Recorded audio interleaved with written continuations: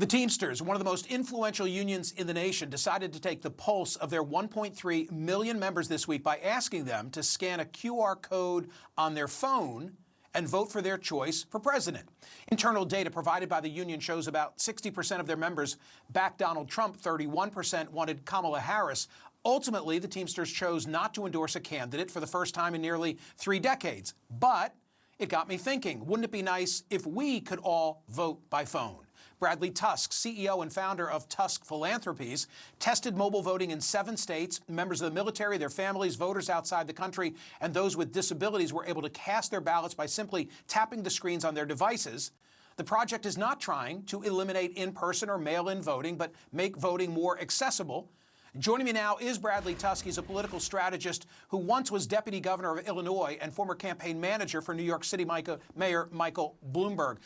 He's also the author of this book, Vote with Your Phone, Why Mobile Voting is Our Final Shot at Democracy. Bradley, you have put $20 million of your own dollars, $20 million into this project. To what end? What is the upside you see for society?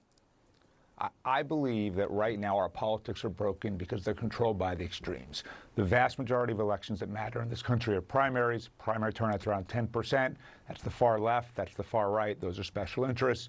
And that's who controls who wins office and what they do. And if we want to move things back to the middle and get politicians working together again and get things done, you need a lot higher turnout. And you're only ever going to get that if you make voting easier, and that's by voting on your phone. Okay, well, I love the argument that says, let's dilute the fringes. I'm all for that. How would this actually work? It would be an app on your phone that you would get from your local board of elections, and it would be end-to-end encrypted, end-to-end verifiable. There would be multi-factor authentication, biometric screening. It would be air-gapped. It would be open source code, and effectively it would look a lot like any internet ballot if you were voting for Dancing with the Stars or the NBA All-Star Game or whatever it is, but the technology would be very sophisticated to ensure that your vote is encrypted, it is air-gapped, a paper copy is printed out after it's been decrypted, and therefore has all of the security that you see with things like banking. Okay, I don't know that I understood all that, but I think you said there would be a paper backup.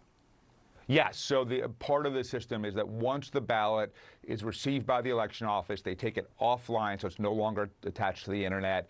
That's when it's decrypted. A paper copy of it is printed out, so then it just gets mixed in with all of the other paper ballots and mail-in votes and everything else.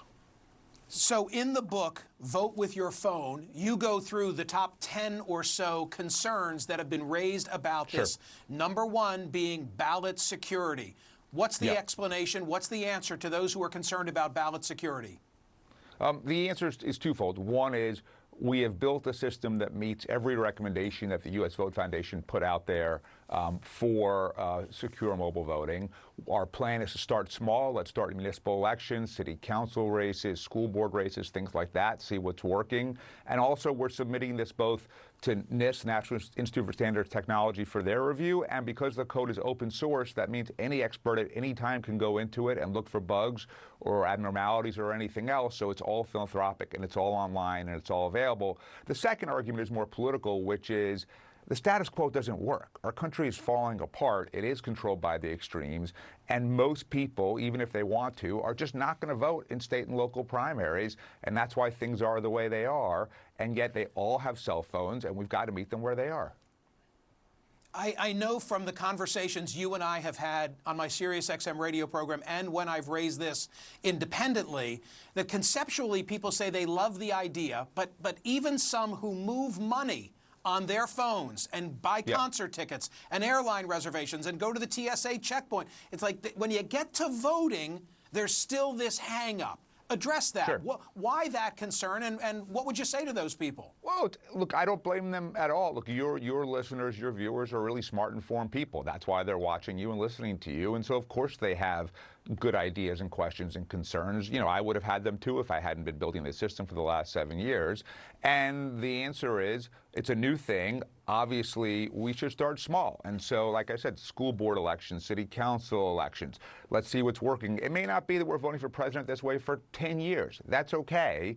We just have to start getting on the path of making voting easier, because if we don't, we're always going to be stuck in this paradigm where we either get completely dysfunctional government like we have in Washington, D.C., or totally one-sided governments, and that could be the city of San Francisco on the left or the state of Texas on the right. In my view, none of that is good. Okay, I agree. Let's give it a shot. Vote with your phone is the book. Thank you. Bradley Tusk, thank you.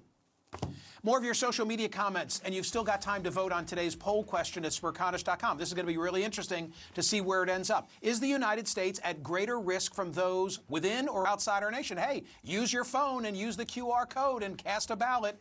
While you're there, subscribe to the newsletter. You're going to get exclusive editorial cartoons. This was drawn for us by Rob Rogers.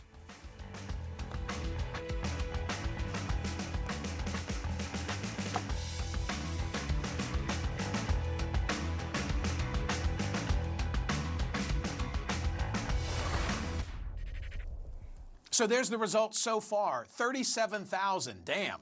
Is the United States at greater risk from those within or outside our nation? 78%, like an 80-20 split, saying the greater threat is coming within. Keep voting. If you've not yet voted, I'll leave it up at Smerconish.com for the rest of the day. More social media reaction from today's program includes this. The reason the Harris campaign didn't send a representative is because your show is blatantly biased against her. No matter the subject, your spin always toward Trump. Face it, you're not that relevant. You've lost your independent bona fides, says Cuban. If I'd lost my independent bona fides, we would not have read aloud your tweet. Next is this. The cartoon of Vice President Harris is unacceptably sexist. Cackle? Really? Not based on fact, misleading, unfairly playing up sexist tropes that women can't be both serious and joy. Shame on you. Sarah, first of all, I don't tell the cartoonists what to write. I respect their independence. All I ask for is their balance. But her laugh has become an issue in the face of her not answering a lot of questions that have been asked of her in the course of this campaign, especially where she's repetitive in some of the non-answers.